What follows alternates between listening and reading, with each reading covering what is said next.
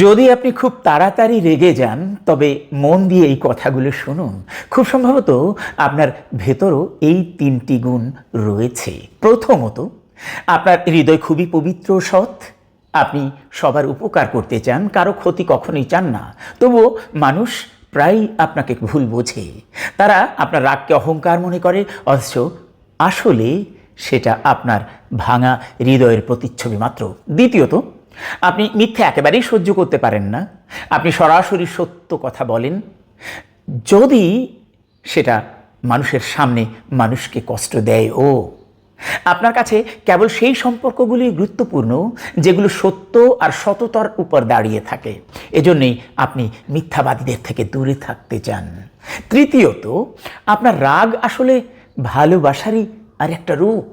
আপনি শুধু তাদের উপরই রাগ করেন যাদের প্রতি আপনার সত্যিকারের টান আছে, কারণ আপনার রাগের ভিতরে লুকিয়ে থাকে তাদের হারিয়ে ফেলার ভয়। কিন্তু দুঃখজনকভাবে মানুষ আপনার হৃদয়ের এই আসল সত্যটা দেখতে পায় না। তারা শুধু আপনার রাগটাই দেখে, আপনার অভিপ্রায় দেখতে পায় না।